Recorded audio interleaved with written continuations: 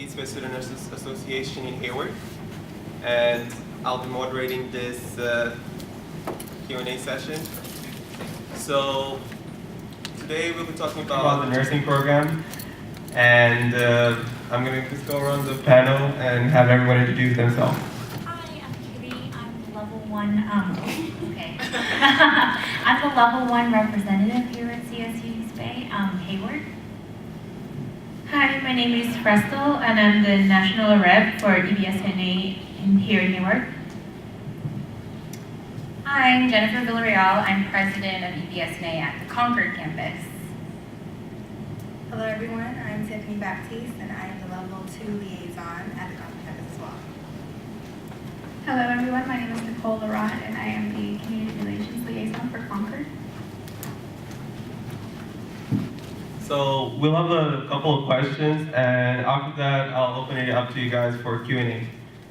So our first question is to the panel here: is describe your pre-nursing experience, including your pre-nursing experience, the pre-nursing coursework you took, the TEAS exam, how do you prepare for it, and if you're a transfer student, then explain briefly the transfer process.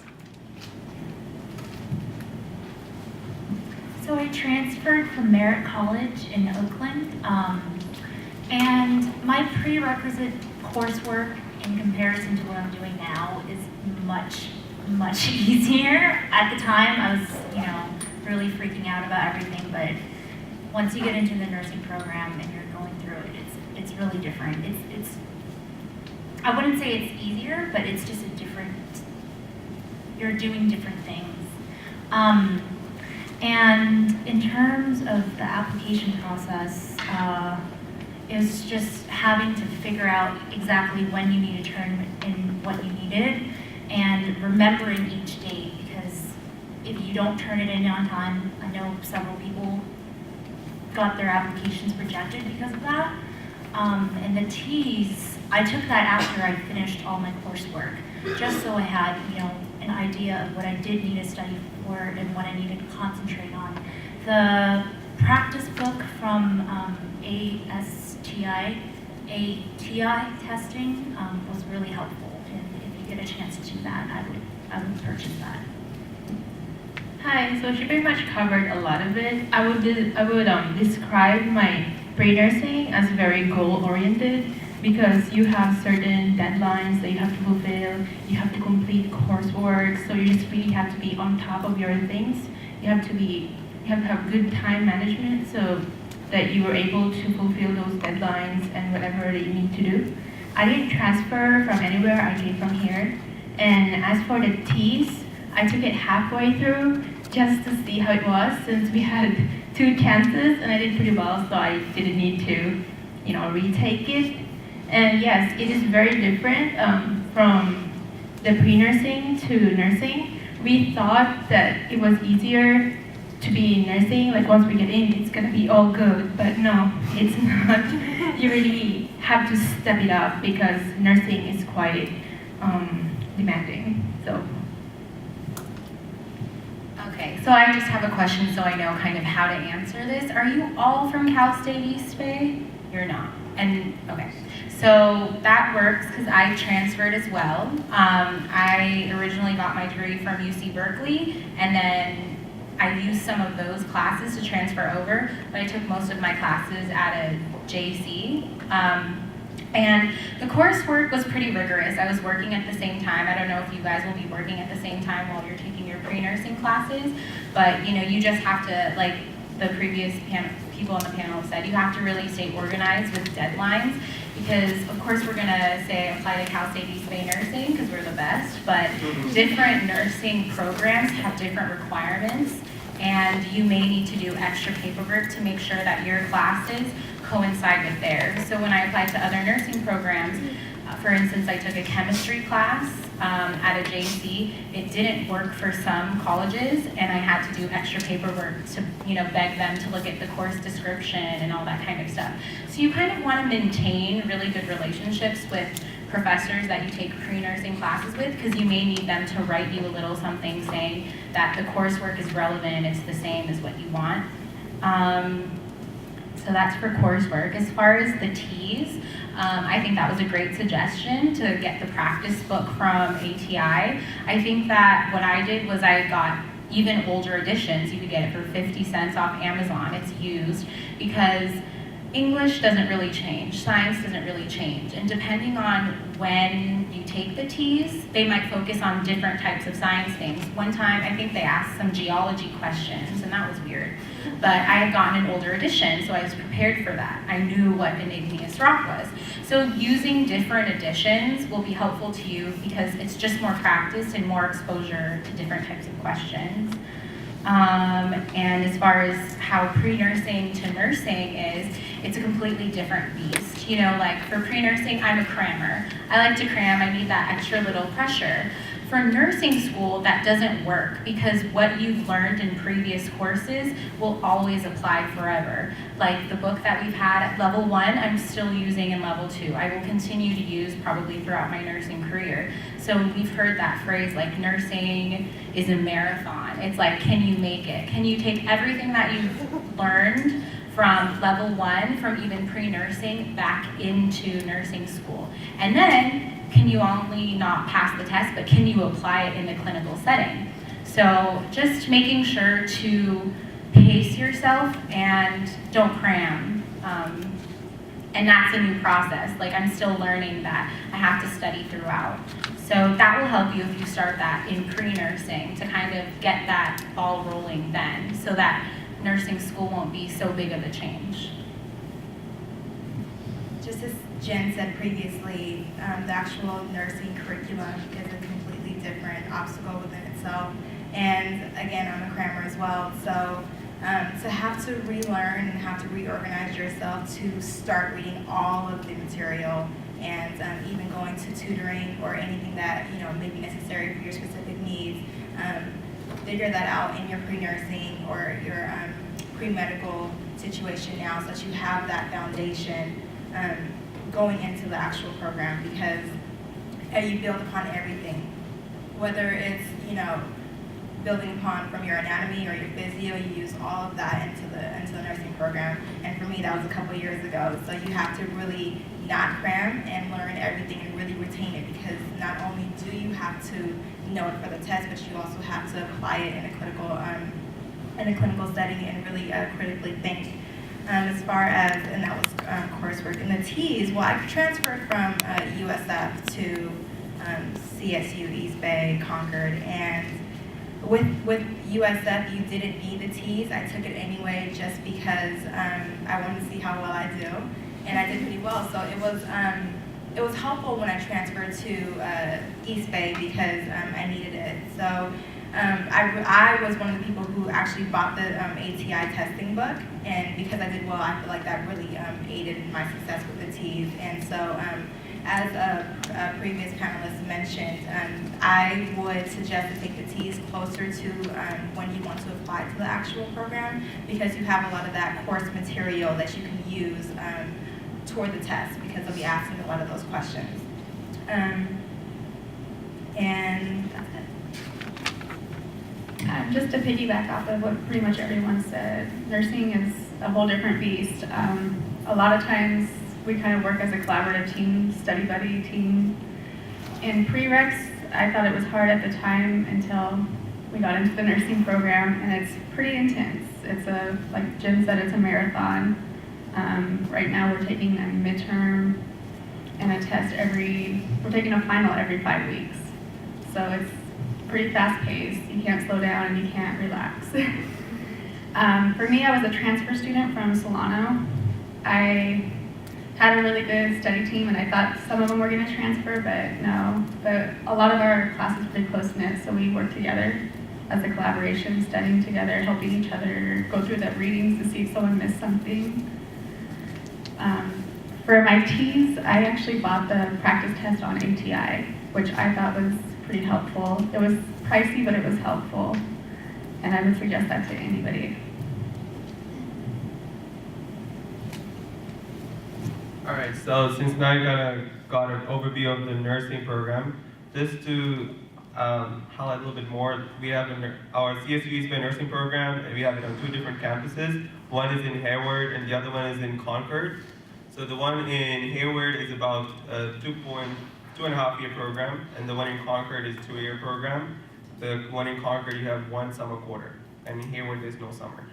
So with that being said, the nursing program is divided into 3 levels, and now we're going to talk about each level and the struggles that entail in the level. So first, we'll start with describe your level 1 experience, include the challenges and other fun facts of level 1. We'll start with Nicole. Level 1, it was a challenge because you don't really know anybody, and getting to know people and finding your groove pretty much. We thought it was kind of starting at hardcore, but looking back, it's pretty easy compared to what we have now. We got a pretty, like I said, we're a small campus, so we know each other. It didn't take long, but it was different. We had, it was understanding the way that questions were asked on the test that got a lot of us, and learning it is going to be the biggest challenge, and it still is going on in school. Well, with level 1, I took advantage of a lot of the study groups that were provided to us because we're such a close-knit community at Concord campus. It was easy for us to kind of form relationships and really trust each other and start studying with each other really early on. I think that helps not only reinstill the information into our brains, but also bounce ideas off of each other to see how different clinical ideas would work in a clinical setting. So that was really helpful. For me, it's a little different only because I work. I'm also a mother to children, and then, not only that, it's difficult just to study the program itself. It's just really difficult. It's arguably one of the hardest undergrad degrees to accomplish. And so time management, whether it's, like for me, for example, I've realized that I need to deal with my family activities first. Once that's done, then I can study. And whatever it takes for you to figure it out soon so that you can have that and build upon that so that you know when you're schedule your study into your part of your daily life, because if you don't, it might start going on the back burner. So just have that, just like you would schedule a doctor's appointment, you would schedule your classes, schedule in study time just as well, because it's equally as important. So everyone really talked about organization and academics, and organization is really important, definitely. Study groups were really great. Teaching what you don't know. If I didn't know something, I would teach it to Tiffany, and she'd be like, that's not it. So then you kind of get to know it better by actually going through and teaching something to somebody else.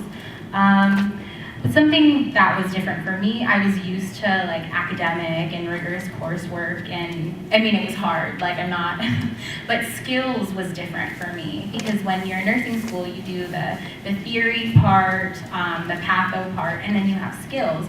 So I feel like if you guys are doing pre-nursing right now, I realized the people in skills that were CNAs and had actual work experience going into skills, they'd be like, yep, I could do this, yep, I could do this, I could do an assessment. That would be my biggest and greatest tip. If I went back and if I could do things over, I would have become a CNA before going to nursing school, because those people already kind of have the assessment skills, and that was harder for me to learn because it's really psychomotor, and that's practice. You can't cram to do a skill, and it's different practicing with people and stuffed animals. It's not the same. Working with people is completely different. And in level 1, you also start working in the hospital setting where you're responsible for care. So I feel like what was helpful for me was to pick patients, if you can, that mirror what you're learning in theory. So theory, we're learning about CHF or pulmonary diseases. So I'm going to pick a patient that has that, and seeing it in practice, or seeing a patient having those diseases that you're studying, really brings everything home. And then you kind of can really see the applicability of nursing assessment and interventions and the outcomes that you want to see. And yeah, that was probably really helpful. Become a CNA. So from pre-nursing to level 1, I felt that there was a lot of changes. First of all, in pre-nursing, you're in competition mode. You're like, oh, gotta compete with this person. I gotta do better. But then once you get into level 1, you feel that you have to collaborate with other people. You will not be able to survive if you don't ask somebody else, oh, if you miss something, and for emotional support, because it is a very demanding program. So you definitely need to work with your peers. And another challenge for level 1 is delving into the unknown, because it's really different from pre-nursing, and you really don't know what you expect because you're very new in level 1. So you'll be exposed to new things. You'll have skills. You'll have theory that will have. You have theory that is very different because it's very application related. That the questions you will really have to learn how to answer. You'll have community outreach, so you're actually going to be exposed to people, going to be dealing with patients, studying this certain age group and then what their needs are. You'll have simulation where you have kind of like a pretend, you have a scenario, kind of like you're in a clinical setting, and then what you're going to do with a patient, what is your priority, how you're going to organize your care, like figuring out what's wrong with the patient. And then finally you have your first clinical. That was one of the biggest challenge for me. Like you have a really early clinical, so you really have to get on top of things, really have good time management, get enough sleep so that you won't be late for your clinical. That's really early in the morning. And you have so many demands on you. You have to study on top of doing your care plans, learning new skills, not just study for one thing, but study for pharm or study for patho and different quarters. And you really have to develop a good work ethic.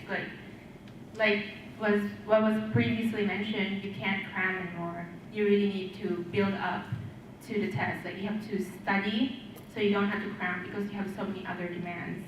And then one fun fact is that after everything that you've gone through, you think that, oh, this is the worst year of my life. I'll never be able to get over it. But then once you get over it, you're like, oh, that was a really great experience. So yeah, you get through everything and you feel really fulfilled. So I think that each quarter presents like a new challenge, especially in level 1, and especially if you're transferring in like I did. I, as well, crammed like crazy all the time in my prerequisite coursework, and that just does not work in the nursing program.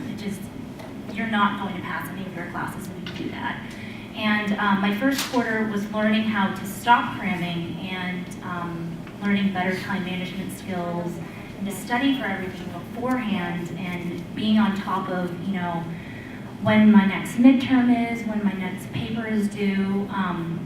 In addition to integrating like everything that I learned from anatomy, physiology, microbiology, and et cetera, into the current coursework for that quarter. I'm in my second quarter now, and the challenge that we had to face this quarter was learning to do all that in addition to starting clinicals. We started clinicals in our 5th week course of this quarter, and it was tough because you're used to just doing whatever you're doing, and then you have a clinical at 6:30 in the morning or 7 o'clock in the morning, and you probably haven't had that much sleep because you're probably doing your care plan, your nursing care plan for 6 to 8 hours the night before on your patient that you have to prep for.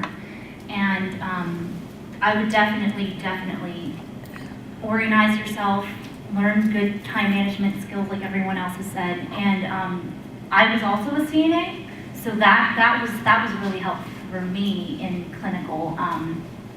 Like Jennifer was saying, having that previous interaction and experience with patients in the clinical setting is really helpful. So you're not, kind of super nervous and you don't know what to say and you don't know if you want to go wake up your patient at 7 or 8 in the morning to do your assessment because you have to, you have to just get over that fear and just do it. So that was my challenge that I had to get over. So, once you get into the program and you're done with level 1, you survive it, so you go to the next level, which is level 2. And level 2 has its own challenges. So now I'd like the panelists to discuss how is the level 2 curriculum going so far.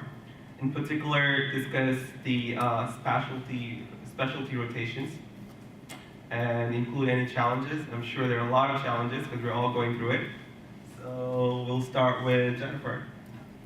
Some of the friends that I had before nursing school, they will be mad at you. They don't understand how hard it is, how time consuming it is, and how stressful it is. They just think that we're out here having fun and, giving meds, and we're just like, it's not stressful at all, but it's very stressful and rewarding, but stressful. So let them know early on, I will be busy. I will be busy. They're surprised, but you will be busy. And what's so great about that is that with the nursing program, you're with this core of students for, 2.5, 3 years, and they become part of your family. And so with that, they become part of your social life as well. So for us at the Concord campus, what we do is we'll schedule certain activities, maybe like the after quarter party that we have sometimes. And that will be our little getaway for a few hours after the quarter, after our final, things of that nature. Or we might schedule a dinner or a movie night or something like that, but we'll also incorporate our studying into that. So we'll be asking questions about certain things, after the movie, before the movie, during dinner. And that's how we keep it nursing oriented. We still find that time is helpful, but then we still get some fresh air from just sitting at your table and studying and looking at a computer and whatnot. So, and just lastly, keep up your nutrition. I have just had to learn that the hard way. I'm just known for never really getting sick. I always keep my vaccinations and my flu shots and things of that nature. The first quarter of level 1, I was sick the entire quarter. So it's definitely helpful to keep up your nutrition, eat breakfast. I'm not a breakfast eater, so I learned it the hard way as well. Eat breakfast and maintain your life that you have, or at least as close as possible. So if you work out, try to schedule that into as well, and eat your fruits and veggies. Super mom over here.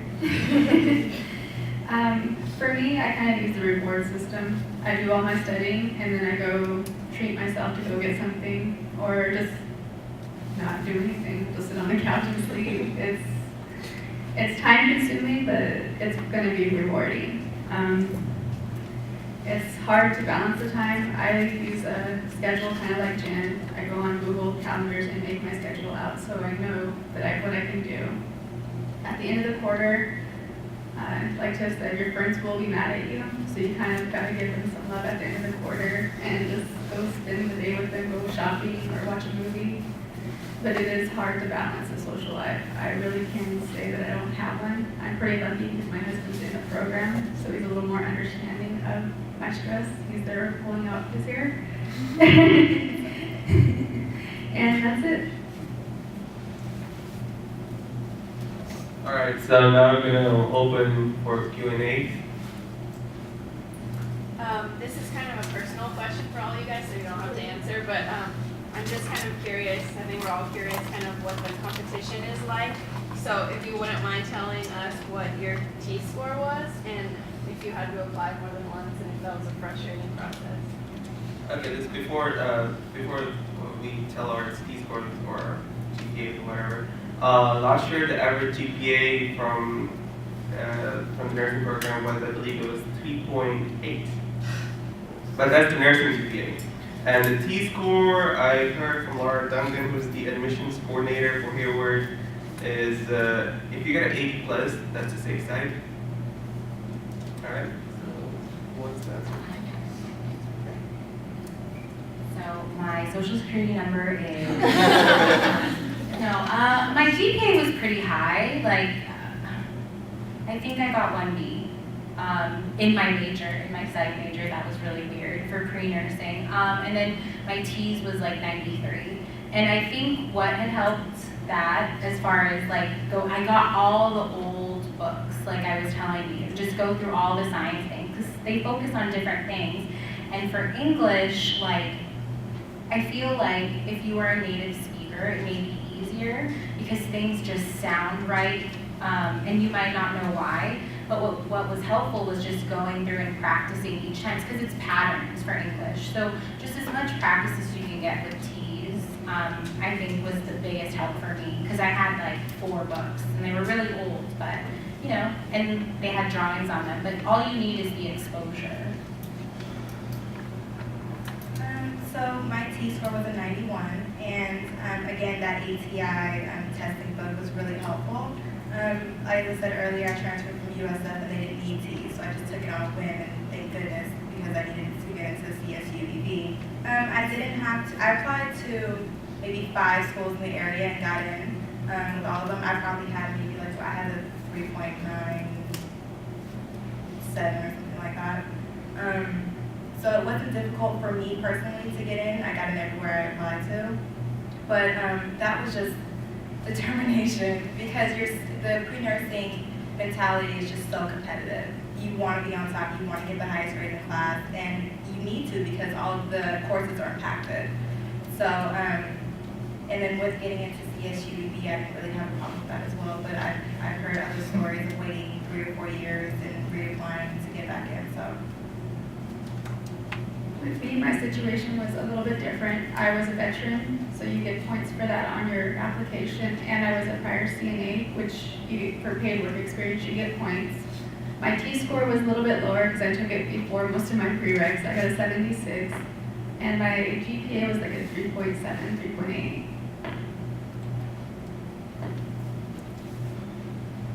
With me, my GPA was 3.7 and my T-scores was 88 or 89. So yeah. For me, my T-score was a 90, and I think I got 1 A minus, and and I also got additional 5 points for language, because I went into the nursing program, the pre-reg, thinking that I'm gonna battle everyone. I need to get the highest grades, I need to do everything that put me on top. Well, that was kind of misleading in a way, because not everyone who got into the program got all A's. So you really don't need the perfect GPA to get in. You just need to do your best and maybe get at most 2 B's or something like that. I got a 3.8 and a 94 on my T's. I know some other people in the program who had a lower T-score and a lower GPA, but it's not just about, studying. It's also about, like Jennifer said earlier, integrating all that studying into, your clinicals and your skills. So yes, try to get a good grade so you can get into the program, but at the same time, know that that's not all that there is to it. So just along with the competitiveness, so yes, gosh, it's so hard to get in. It is so hard. But I just want to focus on when you actually get into the program, try not to have that mentality, like I'm going to do better and I'm just going to study by myself. Because you're not going to make it. You're going to be that weird girl studying by yourself. You want to collaborate and work with people, because that's what nursing is. You're going to want to have help from your coworkers, and there's so many times where I'm like, I need help. I'm not going to be able to pass, and you change your whole mentality. You want your group to make it. You don't want yourself to make it. So it just changes when you're in nursing school. Also, some stats that I got yesterday were last year they had about 900 applicants. Out of that, 500 were eligible for the program, and then from there we had 126 spots. Okay, and So about the T's, so I really used the ATI book, and another thing that really helped me with the T's was I took it way before the coursework ended for prereqs, and I thought it really helped. Because if you did a lot of science classes in your high school. I think it also applies if you took the APs and the honors classes in high school. It does help you a lot in the TEAS. So what I did was I looked at those specialty books, those science or geology for dummies, those things, the specialty ones, the little books. I just went to the library and just read them to refresh my memory because the ATI book is really helpful. You will even see some questions repeated from that book into the test. It's that great of a resource. But as for the science section, it's not comprehensive. So I just filled in my gap for that and read those specialty books. So if you're thinking of taking it early, then I don't think you have to really worry about geology now, so they upgraded the TEAS exam now, so they're only offering TEAS 5. So the thing about TEAS 5 is they've taken out the geology section because they realized that's not really applicable to nursing that much. Yeah, so that, and any more questions? Yes. I had a question about your graduating class. How many people graduate from your class and how many people pass the exams in a percentage? Oh, like NCLEX. Yes. Okay. So this year when I'm doing the pinning ceremony, the graduating class, they started out with 65, they're graduating with 58, which is a good number. And my class, so far, we started out with 63, we are at 54. So it varies from year to year. So even if you make it to the nursing program, you still have to work hard. It doesn't mean that you're gonna just automatically become a nurse. Yeah, so I believe our nursing programs are the same. If you fail twice, then you're out of the program. So that's important to keep in mind. I don't know the exact stats. For the last class, I think we started with 62, and then 8 people didn't necessarily pin with them. That doesn't mean that they didn't graduate because some people got pregnant, some people had family issues. And as far as NCLEX rates, they just changed the NCLEX. So I know that Cal State East Bay is really working on trying to do the adaptive test because now the T's changed to that. So I'm sorry, I don't know. You can find it online. I've checked it before. I don't have it for you now. But yeah, it does vary from year to year how many people graduate. Yes. I have a question. I often wonder what I can do to prepare. So I've taken all of the prerequisite courses, but I'm getting a health science major first, just because it makes sense to have so many units. Okay. But I worry, like I already took patho and all of those classes, I did really well, but I haven't used them in so long that I worry that by the time I get into nursing school and start that path, that I don't know. And you talked about you were a crammer, maybe that applies for you. Like, how would you prepare once you get into a program to go back? Because it's a multi-year process for a lot of people, and you haven't used anatomy for since I've taken it. So how would I best prepare for that? I guess this would be my question. Well, a lot of the teachers actually go over some of the previous physiology and anatomy in their lectures. I know Julie, who teaches patho and pharm for both campuses, she does that a lot. I don't know about the theory teachers on their side, but our theory teachers here, Dr. Cho, Dr. McRae, Dr. Kim, they don't go over previous material as much. But once you get the syllabus, which you will get at the beginning of the semester or even the quarter, and like I said before, become a CNA, because man, that practice and the professionalism and how you are with patients and how the routine works in the hospital, that's invaluable. You'll get, if you're not a CNA, it's fine. You'll get that during level 1. But if you're like, how am I going to be more comfortable starting in nursing school? When you say like the CNAs, they kind of had it down. Like Nicole's a CNA, and I'm like worried about how to take a blood pressure, and she's like, I'll help you. You'll be able to have kind of like a confidence going in, and then you'll see it in practice. All the patho stuff. That's what I read about. Thank you. Just really quick, that even if you don't become a CNA, try to volunteer, even if it's with your primary care physician or anything like that, because you'll see how the hospital works, how assessment works, and you'll start to understand some of those processes. Any more questions? Yes. I guess, what made you guys choose, out of all the schools, CSU East Bay in their nursing program? For me, it's just close to home and it's cheapest. But CSU East Bay has had a great NCLEX pass rate. When I applied that year, the NCLEX pass rate for them was 95%. So if I went to CSU East Bay, I had a high chance of passing the NCLEX and becoming a nurse. That was my main takers for CSU East Bay.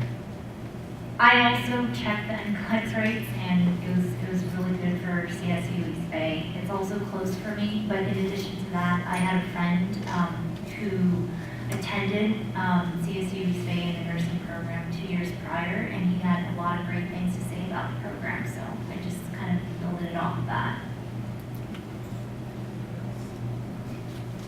Like nowadays to get a job as a nurse, it's ADN programs are great, but it is very hard as a new grad to get a job. Do you guys know ADN? It's associates from a JC. It is so hard to get a job coming out not having a BSN as a new grad. So NCLEX rates, the fact that it was a BSN. I have a previous degree, so I considered Samuel Merritt as far as their accelerated program, but for money reasons and it's close. Also, I know that because I'm at the Concord campus, hospitals that we go to are hospitals that I volunteer at, want to work at, have hired Cal State East Bay students. So you kind of want to do research around the hospitals that you know that they're working with. Like, well, do they hire the people that they work with, you know, for preceptorships? So that's why I picked Cal State East Bay. Jen brought up a good point as far as doing research into it, because I've heard that CSU East Bay students form great relationships with their nurses and faculty at the, or staff at the different hospitals. And so that's another reason why I chose, like I said earlier, I came from USF, and so it was difficult letting go of that. But for many reasons, I looked into other schools, and my choice was between like every school in the area, and because I got in, and it was just CSU looked the best, one, because of their NCLEX pass rate, two, because of reviews, and three, because, and most important to me, was that they made great relationships with the nurses at the hospital, and a lot of Cal State East Bay students are being hired. The number one reason for me was for the BSN. My husband and I actually relocated to this area just to be in this program. We've had high pass rates in the past years, looking at high 90s. And the hospitals that I've worked at, I did travel CNA, and a lot of the nurses at most of the hospitals do hire the BSN students over the ADN, and a lot of the last hospital I worked at was a majority of Cal State East Bay graduates.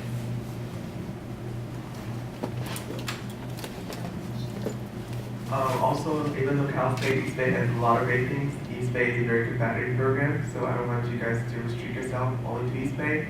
Keep your horizons open, apply to other schools as a backup too. I applied to like 5 places. Yeah. Which schools you apply to as a backup? I applied to Sonoma, I applied to San Jose. I almost finished applying to Samuel Merritt, but then I heard back, and then, you know, I saved like $40,000, so I didn't. I applied to San Francisco State, USF, Sonoma State, San Jose State. I applied to Samuel Merritt, and Dominican. I didn't apply to any GCs because I didn't want to ADN. I still applied to JCs. And yeah, I got it all. There was a military program that I was waiting to hear back from, and the JC stopped accepting in my area, so I just resorted to the East Bay area.